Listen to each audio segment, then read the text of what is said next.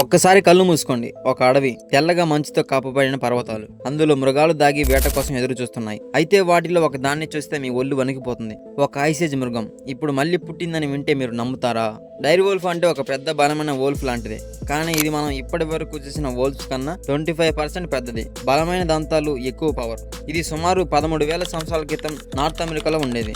వేటలో కాపలా లేకుండా వేగంగా పరుగులు తీసేది, మోటా రూపంలో వేటాడేది. ప్రస్తుతం ఉన్న గిరాగీ వోల్ఫ్స్ ఇవి రావడం లేదనిపించేలా ఉండేవి. కానీ ప్రకృతి ఎప్పుడు ఒకేలా ఉండదుగా.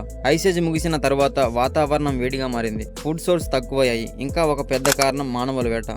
ఆ కాలంలో వేటగాళ్లు పెద్ద పెద్ద జంతువులను వేటాడడం వల్ల డైర్ వోల్ఫ్స్ పూర్తిగా ఎక్స్టెండ్ అయ్యాయి. ఇప్పుడు అసలు విషయం, 13 ఏళ్ల తర్వాత డైర్ వోల్ఫ్స్ తిరిగి పుట్టాయి.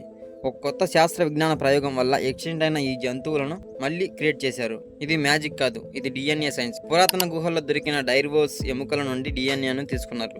ఆ డిఎన్ఏలో ఉన్న జీన్స్ ని పూర్తిగా అధ్యయనం చేసి ఈ రోజుల్లో ఉన్న వోల్ఫ్స్ తో మిక్స్ చేసి జెనెటిక్ మోడిఫికేషన్ చేశారు. ఈ entire process de-extinction genetic engineering అనే ఫీల్డ్ కి చెందింది. ఈ ఘనత కొలోసల్ బయోసైన్స్ అనే అమెరికన్ బయోటిక్ కంపెనీకి చెందుతుంది.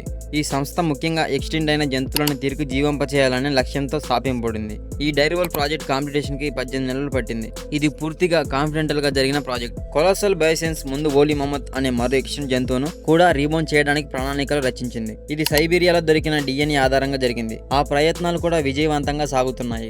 ఇప్పుడు మీరు ఆశ్చర్యపోవాల్సిన విషయం ఏంటంటే ఈ కంపెనీ నెక్స్ట్ ప్రాజెక్ట్ డైనోసార్.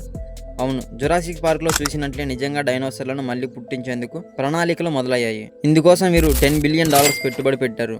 ఈ డిఎన్ఏ లభించడానికి చాలా కష్టంగా ఉంటుంది, ఎందుకంటే డైనోసార్లు 60 మిలియన్ల సంవత్సరాల క్రితం అంతరించిపోయాయి. కానీ కొన్ని ప్రత్యేకమైన యాంబర్లో దొరికిన జీవశేషాల్లో డిఎన్ఏ నిల్వ ఉంది.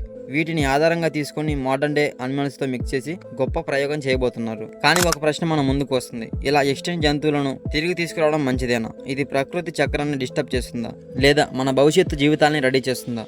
ఈ ప్రయోగాలు మనకు సైన్స్ ఏ స్థాయికి చేరిందో చూపిస్తున్నాయి. మన మానవ జ్ఞానం వల్ల చనిపోయిన జీవాలను మళ్ళీ బతికించడం అనేది అద్భుతం, కానీ దీన్ని మంచి దిశగా వాడితే గొప్పదే. కేవలం వినోదం కోసం చేస్తే భవిష్యత్తులో పెద్ద సమస్యలు తలెత్తే అవకాశం ఉంది. సైన్స్ మన చేతుల్లో ఒక బలమైన ఆయుధం, దాన్ని మంచి పనికే వాడాలి. బయో ఇంజనీరింగ్ వల్ల ఎక్స్టెంట్ అనిమల్స్ తిరిగి పుడుతుంటే వాటిని మనం బాధ్యతగా నేచర్ చేయాలి.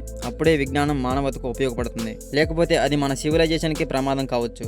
సో ఫైనల్లీ చాలా హ్యాపీగా ఉంది ఒక ఎక్స్టెంట్ అనిమల్ని మళ్ళీ చూస్తున్నందుకు. వీడియో నచ్చితే లైక్ చేయండి, అలాగే మన ఛానల్ని కూడా సబ్స్క్రైబ్ చేసుకోండి. పక్కనే ఉన్న బెల్ ఐకాన్ కూడా ఆన్లో పెట్టుకోండి. అప్పుడే ఇలాంటి ఇంట్రెస్టింగ్ టాపిక్ పెట్టగానే మీ వరకు వస్తుంది.